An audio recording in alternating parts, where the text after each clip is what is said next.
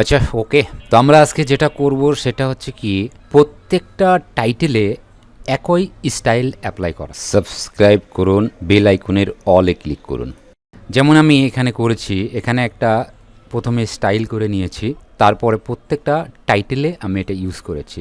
তো এটা করার জন্য আমাদের সর্বপ্রথম যেটা করতে হবে, নির্দিষ্ট একটা লেখাকে সিলেকশন করতে হবে। তো এটাকে আমি বোল্ড করলাম, ইটালিক করলাম, আন্ডারলাইন দিব না, এখান থেকে স্টাইল করে দিলাম, তারপরে এখানে কালার করলাম। এখন এই যে স্টাইল আমি করলাম, এই স্টাইলটা প্রত্যেকটা টাইটেলে আমি ইউজ করব। তো সেই জন্য প্রথমে স্টাইল করার পরেই লেখাটা সিলেকশন করতে হবে। কিবোর্ড থেকে কন্ট্রোল শিফট চেপে ধরে সি চাপ দিতে হবে। তারপরে যেই টাইটেলে ওই স্টাইলটা অ্যাপ্লাই করব সেটা সিলেকশন করতে হবে।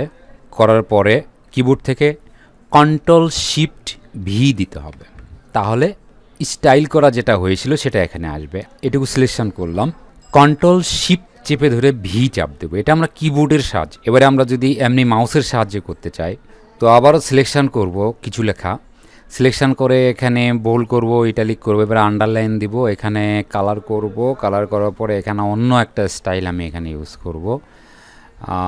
এটাই করলাম, একটু সাইজটা এখানে আরও একটু বাড়িয়ে দেই।